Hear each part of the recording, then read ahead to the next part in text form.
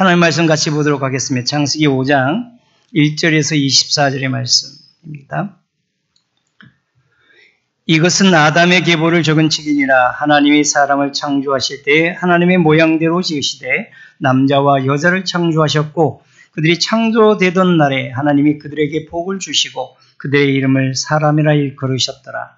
아담은 130세에 자기의 모양 곧 자기의 형상과 같은 아들을 낳아 이름을 셋이라 하였고 아담은 셋을 낳은 후 800년을 지내며 자녀를 낳았으며 그는 930세를 살고 죽었더라.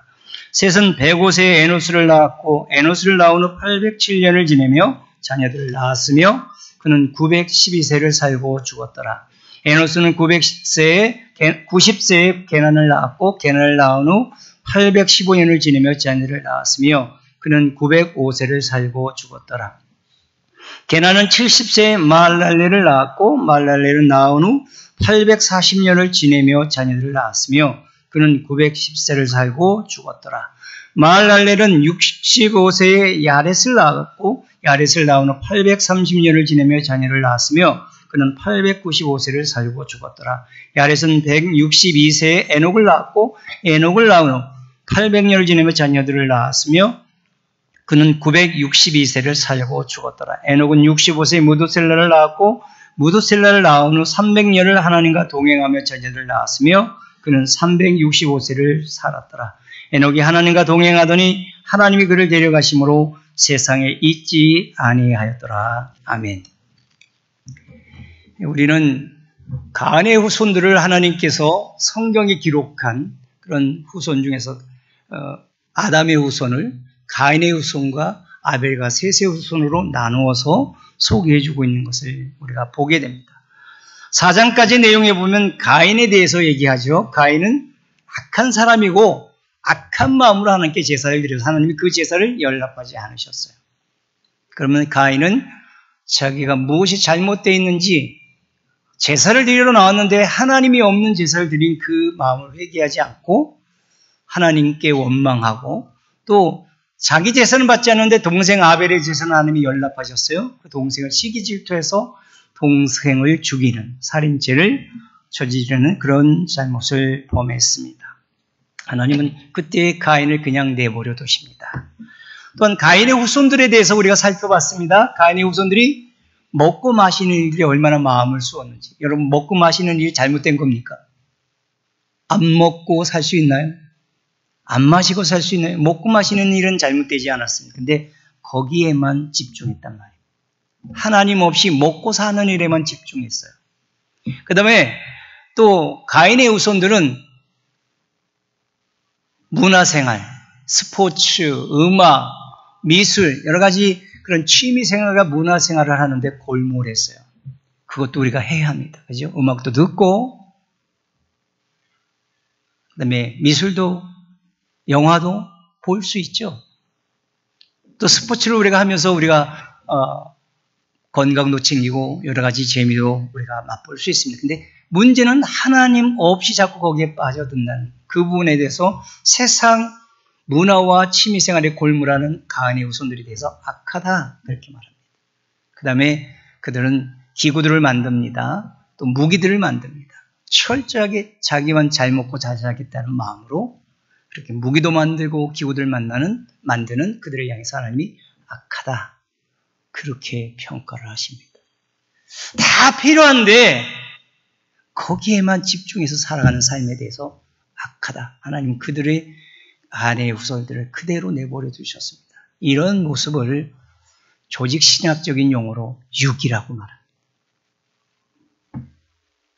잘못하고 있는데 그것을 그대로 내버려 두는 것을 육이라고 말합니다. 그런데 하나님은 아벨과 셋의 자손은 구별하셨습니다. 그죠? 아벨이 제사 바르게 드렸다는 그 이유로 형한테 맞아서 계획적인 그 살인에 의해서 죽임을 당합니다. 하나님은 아벨을 받으셨습니다. 그리고 아벨을 대신해서 셋을 선물로 주십니다. 그리고 그 셋의 후손을 통해서 하나님의 이름이 불려지게 합니다.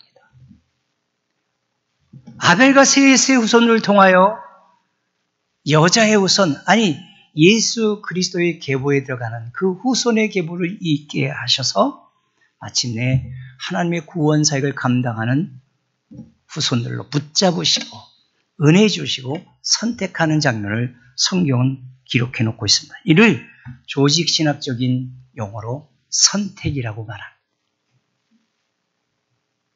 오늘 이곳에 와서 예배드리는 많은 성도님 가운데 내가 예수를 믿어서 구원받았다? 그것이 정말 믿어지는 사람은 선택받은 사람인 줄로 믿습니다. 선택하신 거예요. 여러분이 믿었다고요? 아니에요. 하나님이 선택하지 않으면 은혜 주시면 믿을 사람이 아무도 없습니다. 하나님이 은혜 주셨고 선택하도록 믿음을 주었기 때문에 구원받은 겁니다. 어떤 분들은 그냥 내버려 두십니다. 가인의 후손들처럼 내버려 두십니다. 오늘은 특별히 5장을 통해서 셋의 후손들, 하나님이 선택한 후손들에 대해서 우리가 살펴보면서 어떤 의미들이 우리에게 교훈으로 주고 있는지를 살펴보려고 합니다. 오늘 포도원 교회 가족들이 오늘 이 예배자로 나왔습니다. 그러면 어떻게 나오셨습니까? 아침에 일어나시는 것은 좀 쉬웠습니까? 좀 늦잠 자고 싶지 않으셨습니까? 혹시 나오시다가 운전하고 오시다가 또 부부싸움은 하시지 않았나요? 예배자로 나와서 하나님이 받으시는 예배로 드린다 하는 이 자체는 우리의 의지와 행위가 들어가 있습니다. 그러나 꼭 빼놓지 말아야 될 게 하나 있습니다. 하나님의 은혜입니다. 은혜 없이는요, 내가 와서 예배하려고 해도 안 돼요. 이 주의를 지키려고 해도 안 되게 돼 있어요. 그래서 철저하게 내 의지로 내가 하나님을 찬양하고 내가 하나님을 예배하고 은혜 받겠다는 마음으로 나오는 사람은 없습니다. 하나님이 은혜로 붙으시는 것이고 하나님 그를 사랑으로 인도해 주셨기 때문에 예배해 드릴 마음이 생기고 또 하나님을 찬양하고 경배하는 예배자들이 될 수 있다는 사실을 우리가 분명히 알아야 합니다. 그래서 오늘 우리는 하나님이 선택하신 이 셋의 후손들을 통해서 똑같은 아담의 자손입니다. 똑같은 원죄를 유전해서 죄를 가진 똑같은 사람들. 그런데 아담의 후손인 가인과 그 후손은 내버려 두시고 셋의 후손을 선택하신 부분을 오늘 살펴보면서 우리가 특별한 선택과 은혜를 받은 존재인가를 다시 확인해서 하나님 감사합니다. 내가 자격도 없는데 어떤 하나님 앞에 내릴 조건이나 근거도 없는데 이런 은혜를 받았으니 감사합니다. 그렇게 하나님 앞에 예배하는 예배자들이 다 되시기를 소망합니다. 그럼 먼저 5장 1절에서 20절까지의 내용을 보면 아담의 계보를 셋의 후손 가운데 아담의 후보임을 설명하는 내용들이 다 있는데 가장 이게 들어오는 그런 성경 구절이 뭡니까? 어떤 분들은 아담이 930세를 살았대. 예, 900세 사시면 좋겠습니까?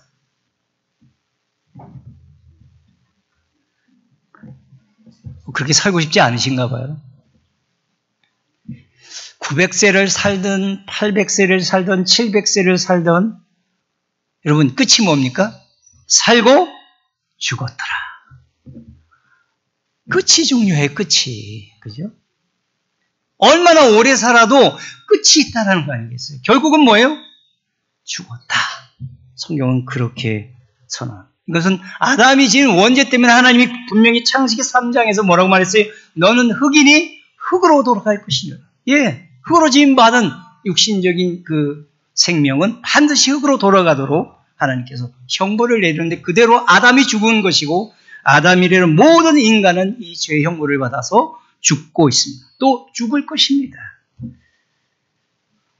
그런데 이 살고 죽었더라는 이 인간의 그 계보들을 설명하시면서 하나님은 특별하게 셋의 후손들을 구별하십니다.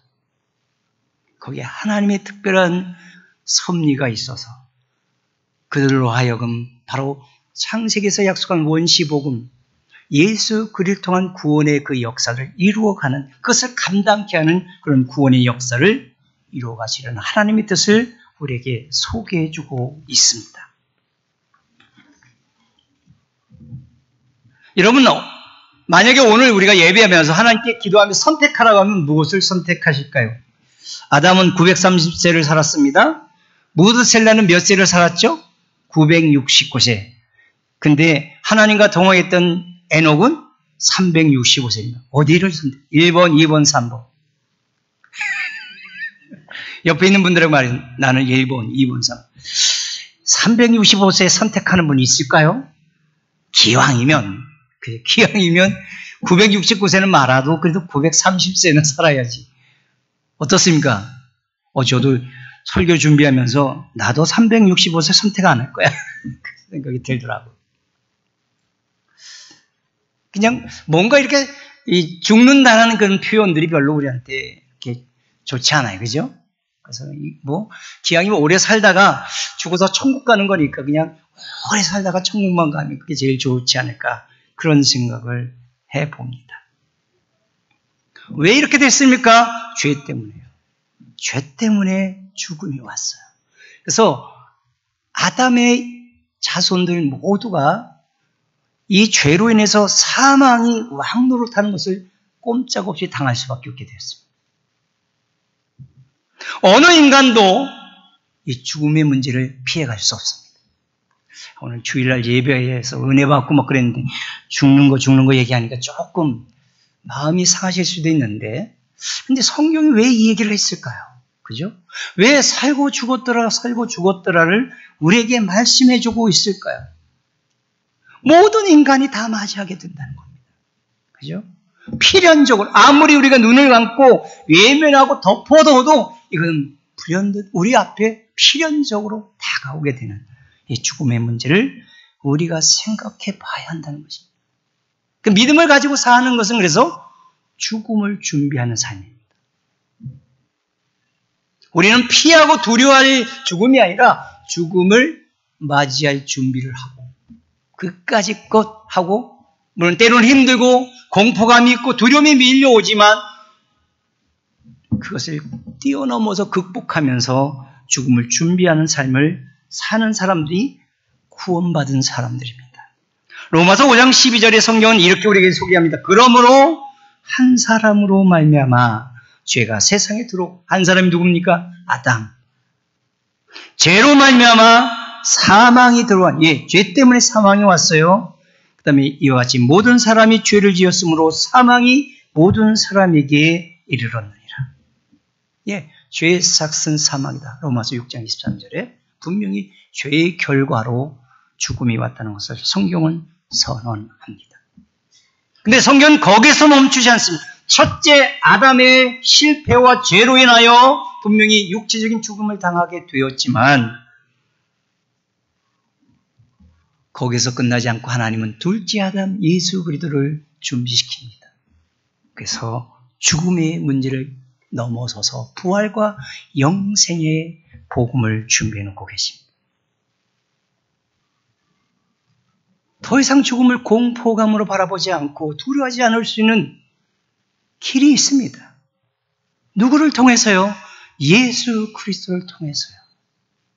이것은 철저한 하나님의 무조건적인 사랑입니다. 이것은 철저하게 불가항력적인 은혜입니다. 여러분, 하나님이 여러분을 구원하기로 선택하셨어요. 거부할 수 있습니까? 없습니까? 옆에 분들에게 얘기해 보세요. 내가 거부하면 구원이 안 되는 겁니까? 이게 신학적인 차이가 많이 있습니다. 성경은 불가항력적인 은혜라고 말. 하나님이 우리를 구원하고 선택하셔서 복을 주시고 하면 어느 누구도 막을 수 없습니다. 그래서 표현을 불가항력적인 은혜라고 말합니다. 그다음에 조건이 없어요. 잘생겨야 된다. 여기에 해당하는 분들이 몇 분 있을까요? 우리 교회는 그래도 많아요. 저는 해당이 안 되는 것 같아서. 건강해야 된다. 이거 조건. 안 아픈 사람이 있나요? 저도 어제 저녁부터 갑자기 힘이 하나도 없는 거예요. 그래서 이거 내일 어떻게 설교하지? 그러니까 막 기도하고 막 씨름을 하네. 하나님 불쌍히 여겨주시고 막 기도 안 하던 기도를 다 건강에 대한 기도를 합니다. 건강해야만요. 우리가 이 땅에서 성공하고 아름다운 삶의 그 열매들을 맺어야만요. 아니요. 조건이 없습니다. 하나님의 무조건적인 사랑입니다. 그냥 여러분을 사랑하셨어요. 그래서 여러분들을 위해서 죽으신 거예요. 우리가 죽음의 문제를 넘어서서 부활하고 영생을 얻도록 하나님 무조건적인 사랑을 우리에게 베풀어 주셨습니다. 그래서 고린도전서 15장 22절에 성경은 이렇게 선언합니다. 아담 안에서 모든 사람이 죽은 것 같이 그리스도 안에서 모든 사람이 삶을 얻으리라. 다 죽어서 공포감을 느끼고 두려워합니다. 근데 예수 그리스도 안에만 들어가면 생명을 얻어요. 생명을 얻는 분들은 아멘 해보세요. 예수 그리스도만 생각하면 나 살아있어요. 이렇게 말하고 싶어요. 환경도 어렵고 여러 가지 막 힘들었는데 그 예수 그리스도 그분을 믿고 그분을 내 안에 모시고 내가 예수 안에 있다고 생각하면 어느 틈엔가 그 환경은 다 지나가 버렸어요. 우리를 대적하는 그 모든 세력도 또 물러갔어요. 오직 나는 살았다. 하나님의 아들과 딸이기 때문에 하나님이 책임져 주신다. 생명이 내 안에서 역동하는 그런 것들을 우리가 느끼게 됩니다. 그래서 오늘 우리는 은혜를 빼놓고는 한시 하루 살아갈 수 없어요. 하나님의 사랑 빼놓고는 살 수가 없어요. 숨 쉬고 살아가는 모든 것이 하나님의 은혜와 사랑. 저 여기 설 수 없어요. 저같이 연약한 자가 어떻게 이 목사의 사역을 감당할까요? 어떻게 죄를 가지고 내 죄를 가만히 보면 이 구원받을 수 있는 길이 전혀 없는데 어떻게 그 예수님이 대신 저의 죄를 지고 죽으신 그 십자가로 내가 인도함을 받았는지 도대체 이유를 알 수가 없어요. 감당할 수 없는 사랑, 그것만 느끼면 또 세상을 살만하게 되어지는 거예요. 또 생명이 내 안에서 막 살아나는 것들을 경험하게 됩니다. 그러므로 오늘 예배드리는 우리 포도원 가족들이 죽음이 부담스럽다고요? 죽음이 두렵다고요? 이거 이제 넘어셔야 돼요. 너무나 자연스러운 거예요. 받아들이셔야 돼요. 이거는 하나의 우리의 거쳐가는 과정, 영혼을 향해서 부활을 우리가 누리기 위해서 거쳐가는 잠깐 동안의 과정에 불과합니다. 그래서 성경은 죽음에 대해서 잠자는 것이다 그랬습니다. 나사로가 죽었습니까? 예, 정말 죽었습니다. 육체적으로 완전히 생물학적으로 죽었습니다. 예수님이 잔다. 여러분 어젯밤에 침대에 잠자러 들어가면서 침대에 눕는 거 나 두려워. 그러고 들어가신 분이 있어요. 눈 감는 거 나 이거 공포감이 위에 와. 나 안 감을 거야. 그러신 분이 있나요? 그냥 피곤하니까 저도 눕자마자 코를 그냥. 뭐예요? 잠잔다는 것은 다시 깨어난다는 것을 믿기 때문이에요. 죽음도 마찬가지예요. 다시 부활하고 다시 영생의 몸으로 살아나는 거예요. 이게 믿어지니까 더 이상 공포심을 느끼지 않아도 돼요. 더 이상 두려워하지 않아도 돼요.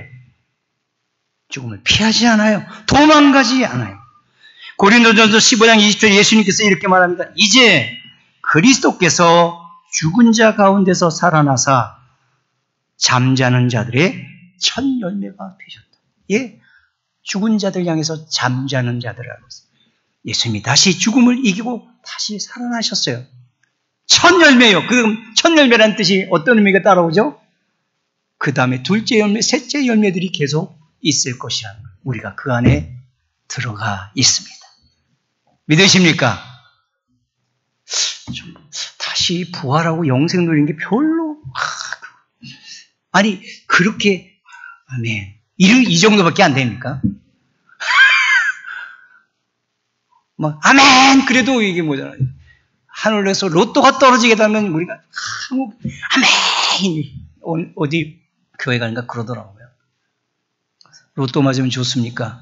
예, 좋습니다. 로또 벼락 맞고 죽어도 좋습니다.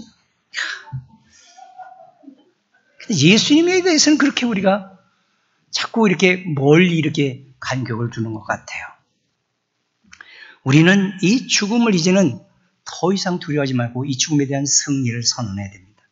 고린도전서 15장 55절 17절에 이렇게 사망에 대한 승리를 선언한 내용을 우리가 기담아야 돼요. 사망아 너의 승리가 어디 있느냐? 사망아 내가 쏘는 것이 어디 있느냐? 사망에 쏘는 것은 죄요 죄의 권능은 율법이라. 우리 주 예수 그리스도로 말미암아 우리에게 승리를 주시는 하나님께 감사하노라. 예, 죽음 앞에 서도 승리자로 설 수 있도록 주님께서 우리에게 사망을 이기는 믿음을 우리에게 주신다고 성경은 말씀해 주고 있습니다. 그럼 더 이상 이 땅에 사는 것 때문에 우리가 연연하지 마십시다. 더 이상 피해가지 마십시다. 그것은 잠깐 지나가는 과정이요. 우리에게는 하나님께서 선택하셔서 은혜로 사랑해서 우리를 하나님 자녀로 삼으셨기 때문에 우리에게는 부활과 영생이 선물로 주어지는 줄 믿습니다. 그 다음에 21절부터 24절까지 내용은 세대 후손 에녹에 대해서 이렇게 집중해서 우리에게 소개해 주었습니다. 참 성경을 읽다 보면 이런 게 탁 들어옵니다. 23절에 보니까 에녹에 대해서 말하면서 그는 365세를 어떻게 했더라? 살았더라. 뭐가 빠졌죠? 죽었더라가 빠졌어요. 이야, 이거 오늘 이거 내게 준 말씀. 죽었더라를 빼고 살았더라. 이게 그게 탁 들어오잖아요. 그죠? 24절의 말씀 보세요. 24절에 에녹이 하나님과 동행하더니 하나님이 그를 데려가심으로 세상에 있지 아니하더라. 아, 육체적인 죽음을 넘어서서 천국에 들어갔단 말이에요. 여러분 이러고 싶지 않으세요? 기왕이면 죽음의 문제 넘어가서 그냥 천국에 들어가면 길이 있다면 하나님께 떼써 볼만 하죠. 그죠? 성경이 몇 분만 그렇게 했죠? 누가 그랬죠? 에녹 말고 죽음 안 보고 하나님께 간 사람? 엘리야. 그 다음에 또 이제 죽었는데 다시 부활하신 분. 예수 그리스도. 이게 특별한 은혜인 것 같아요. 그죠? 특별한 은혜인 것 같아요. 근데 성경은 히브리서 11장 5절에 이렇게 말씀해줘요. 11장 5절에 믿음으로 에녹은 죽음을 보지 않고 옮겨졌으니. 참 이게 좀 처음에는 열받아요. 나도 믿는데. 그죠? 하나님이 그를 옮기시므로 다시 보이지 아니었느니라. 그는 옮겨지기 전에 하나님을 기쁘시게 하는 자라는 증거를 받은. 아니 나도 하나님을 기쁘시게 하는데. 나도 믿는데. 근데 에녹은 죽음을 보지 않고 하늘나라를 데려가고 우리는 여전히 죽음에 대한 생각들을 하게끔 하신단 말입니다. 여러분 어떻게 생각하십니까? 이건 특별한 사람들에게 주는 하나님의 특별한 사인이에요. 예수 믿으면 죽음 문제는 육체적인 죽음 문제는 아무것도 아니란다. 그걸 샘플로 가르치기 위해서 보여준 거예요. 하나님과 동행했기 때문에 그럼 동행하다는 단어가 어떤 뜻입니까? 동행하다, 걷는다라는 얘기예요. 함께 걷는다. 근데 우리가 이 히브리 단어들은 좀 조심해서 봐야 되는 게 뭐냐면 거기에 주격이 하나님이에요. 그러니까 에녹이 하나님, 나 하나님 좋아요. 그럼 함께 걷고 싶어요. 가서 하나님과 함께 걷는 게 아니에요. 그렇게 걷는 게 아니라. 이 단어를 종합적으로 보면 하나님이 에녹을 찾아오셔서 에녹과 함께 에녹을 붙들고 에녹을 이끌고 함께 걷는 거예요. 하나님의 뜻을 쫓아 살도록 하나님이 직접 붙잡고 인도해 가시는 거예요.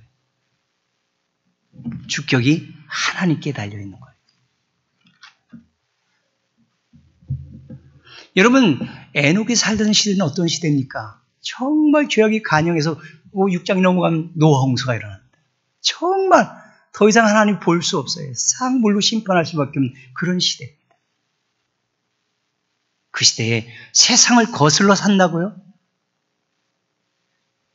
불가능한 일입니다. 그 속에서 하나님의 뜻을 따라 산다. 아니 힘으로 그냥 다 뺏어가고 죽이고 이런 시대에 하나님의 뜻을 따라 산다고요? 거룩한 삶을 산다고요? 보이지 않는 하나님을 기뻐하시고 그 하나님과 동행한다고요? 있을 수 없는 일입니다. 근데 하나님이 에녹을 찾아오셔서 그를 붙드셔서 그렇게 하나님과 동행하도록 만드시고 거룩하게 만드시고 하나님의 뜻에 순종하도록 만들어 주신다는 것입니다. 그 다음에 21절, 22절은 또 우리에게 또 다른 힌트를 줍니다. 어떻게 하나님이 선택한 에녹이 거룩한 삶을 살았을까? 세상과 구별된 삶을 살 수 있을까? 21절, 22절은 힌트를 주는데 에녹이 65세에 무드셀라를 낳았고 무드셀라를 낳은 후 300년을 하나님과 동행했다는 거예요. 그러면 65세까지는요. 어떻게 된 겁니까? 65세까지는 하나님과 동행했을까요? 못했을까요? 65세까지는 하나님과 동행하는 삶을 살지 않았어요. 그도 세상 사람과 똑같이 살았어요. 근데 하나님이 에녹에게 누굴 선물로 줬어요? 무드셀라. 969세. 하나님이 오랫동안 기다리시려고 가장 오래 성경에 등장하는 인물 중에 가장 오래 살아요. 969세를 산 무드셀라를 선물로 주셨어요. 그리고 그 무드셀라를 낳은 다음에 에녹은 삶이 바뀌었어요. 하나님과 동행하기 시작했어요. 300년 동안 남은 인생 전체 계속적으로 하나님과 함께 살았어요. 그러면 비결은 이 무드셀라에게 있는 거예요. 무드셀라가 그 의미가 어떠냐면 창을 던지는 사람이에요. 문자적으로 보면. 그럼 고대 시절에 창을 던지는 사람이 왜 중요합니까? 고대 시대의 전쟁은요. 그 우리가 골리앗과 다윗의 싸움에서도 봤죠. 이 적장을 쓰러뜨리면 전쟁을 이기는 거예요. 근데 창을 던지는 사람은 멀리서 창을 던지잖아요. 그러면 이 던지는 사람이 적장을 쓰러뜨리면 전쟁이 이겨요. 근데 창을 던지는 사람이 화살을 맞든지 어떤 칼을 맞든지 죽으면 전쟁에 지는 거예요. 그럼 지금 무드셀라가 창을 던진 사람인데 이 사람이 죽으면요. 다 죽는다는 거예요. 심판을 받아요. 하나님은 이 무드셀라를 주면서 하나님의 음성을 에녹에게 들려주신 겁니다. 무드셀라 죽으면 이 땅 끝이다. 하나님의 심판이 이 땅에 임할 것이다. 이 하나님의 음성을 들었던 것입니다. 그 심판에 대한 하나님의 음성을 듣고 나서부터 에녹은 하루하루를 하나님을 생각하고 살았습니다. 오늘 지나가면 하나님이 심판하실 수도 있어요. 여러분, 무드셀라가 오래 살기 망정이지 아프면 어땠을까요? 아프면 뭐 가슴이 덜컹, 야 얘가 왜 이래? 예, 그렇지 않겠어요? 병원은 그때 없었겠지만 입원하면요. 와, 이건 비상 아니겠어요? 왜요? 죽으면 끝이니까. 그러니 어떻게 하나님을 생각하지 않고 살 수 있겠어요? 하나님 앞에서 살 수밖에 없잖아요.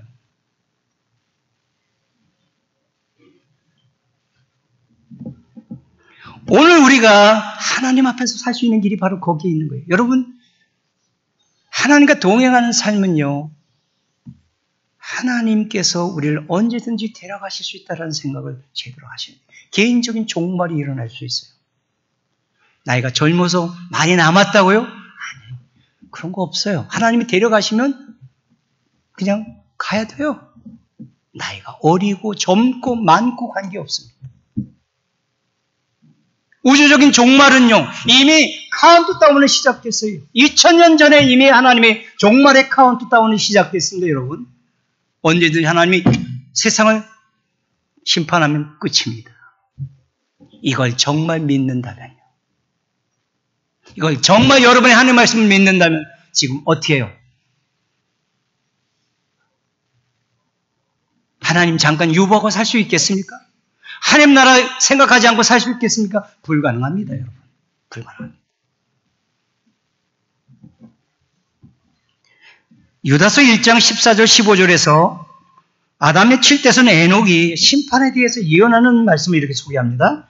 아담의 칠대손 에녹이 이 사람들에 대하여도 예언하여 이르되 보라 주께서 수만의 거룩한 자와 함께 임하셨나니 이는 무사람을 심판하사 모두 경건하지 않은 자가 경건하지 않게 행한 모든 경건하지 않은 일과 또 경건하지 않은 죄인들이 주를 거슬러 한 모든 완악한 말로 말미암아 그들을 정죄하려 하심이라 하연. 마지막 종말의 심판들을 마음에 담고 살았던 에녹의 모습을 신약 성경 기자도 소개해주고 있습니다. 근데 문제는 하나님이 우리도 그렇게 부르셨다는 것입니다. 예수를 믿는 그 순간부터 우리는 종말의식을 가지고 사는 겁니다. 여러분, 성경의 초대교회의 성도들이 어때요? 주님 종말의식을 가지고 살았습니다. 오늘 우리도 그래야 됩니다. 종말의식을 가지고 매일매일 하나님과 동행하는 삶이 뭘까요? 여러분, 아침에 일어날 때 어떠십니까? 아침에 일어나면, 오늘 아침에 일어나서 어떤 마음으로 나오셨습니까? 오늘이 마지막 드리는 예배처럼 생각하셔야 돼요. 언제까지 우리한테 그냥 이 예배 자리가 이렇게 열려 있을까요? 마지막이 될 수도 있어요. 그러면 어때요? 마지막이 될 수도 있다면 어떻게 됩니까? 벌써 생각이 다르죠. 집에 나올 때 어때요? 저도 이 말씀을 제가 분명히 설교를 준비할 때는 오늘 내가 설교 준비하던 책상을 깨끗이 정돈하고 나오겠다. 근데 그랬을까요? 안 그랬을까요? 또 다 엉망으로 어지놓고 주석재 펴있고 가득 어지러 놓고 나왔어요. 뭐예요? 아직도 내가 집을 나갔다가 다시 돌아올 것이라는 내 스스로의 믿음을 가지고 있는 거예요. 하나님 앞에서 사는 사람들 집을 나올 때 집으로 돌아오지 못할 수도 있는 거예요. 그러니까 정리정돈을 해놓고 나와야 돼요.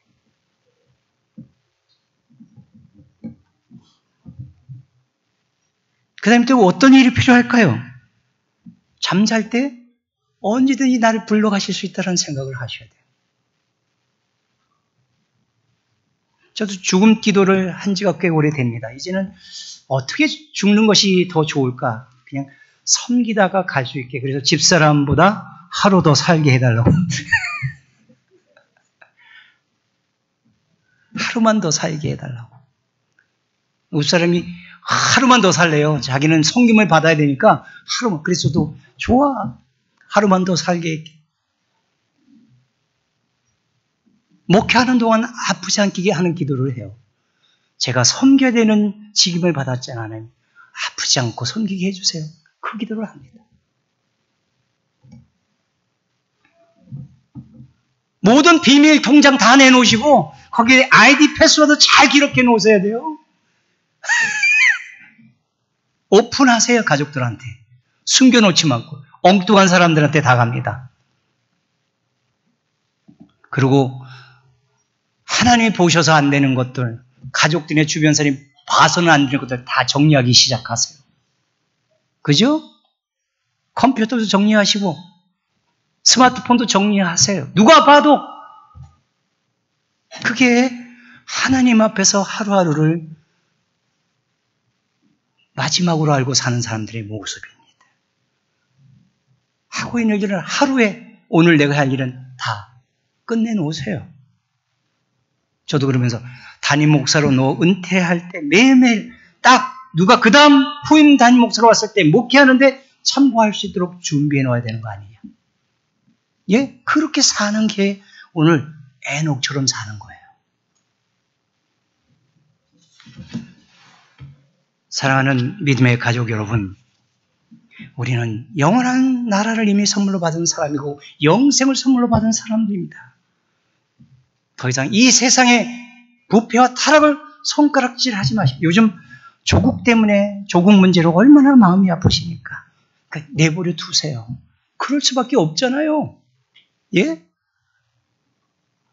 하나님 없는데 그럴 수밖에 없잖아요. 그렇게 많이 가지고 있는데도 조금 있는 사람과 뺏어 먹는 게 그게 세상이잖아요. 그거 우리가 뭐라고 말할 수 있겠어요? 근데 우리는 예. 그 내버려 두시자고요. 그건 하나님이 하실 일이에요. 근데 우리는 그렇더라도 세상을 도망가지 마십시다. 조국을 너무 비난하고 사람들 너무나 몰아붙이지 말고 피하지도 말고 도망가지도 말고 오늘 우리는 하나님이 보내주신 그 자리에서 주님이 내일 오실 것처럼 최선을 다해서 우리가 해야 할 일을 해나가는 그런 신앙인이 되십시다. 아멘입니까? 예배를 해도 그렇게 예배를 하고, 공부를 해도 그렇게 하고, 이웃을 섬겨도 그렇게 하자는 거예요. 여러분, 그러니 어떻게 그렇게 사는데 하나님 기뻐하지 않겠어요? 그래서 하나님이 기뻐하시는 자란 칭함을 에녹이 받았다. 오늘 우리도 그렇게 살기를 하나님이 원하시고 기다리십니다. 아니, 우리를 붙잡으시고 그렇게 지금 인도하고 계십니다. 우리 모두가 이런 자리에 하나님의 붙잡힘을 통해서 나아가게 되리라 그렇게 믿습니다. 이제 말씀을 마치려고 합니다. 우리에게 다가오는 육체적인 죽음의 문제를 더 이상 두려워하지 말고 자연스럽게 내 인생 가운데 한 번 거쳐가야 할 과정으로 친근하게 받아들이십시다. 또한 죽음을 넘어서 있는 부활과 영생의 소망으로 날마다 내 마음에 그 소망을 이렇게 풍성하게 자꾸 리마인드하고 채우십시다. 그것만 생각하면 힘이 나는 걸 어떻게 해요? 예? 그것만 생각하면 세상 모든 것 다 이겨낼 수 있는데 어떻게 해요? 예수 안에서 주어지는 그것 때문에 그 소망으로 사시는 여러분 되어서 오늘 주님 천국으로 할 때 기쁘게 갈 수 있도록 모든 힘을 다 쏟아서 살아가고 하나님의 뜻대로 사는 것, 이거 하나님 다 기억하신다 했으니 그 뜻대로 순종하기를 위해서 노력하고, 그래서 하나님 앞에서 즐거워하며 행복하며 평화를 누리며 하루하루를 멋지게 살아가는 그런 믿음의 후손 하나님의 아들, 딸들이 다 되시기를 주님의 이름으로 축원합니다. 기도하겠습니다.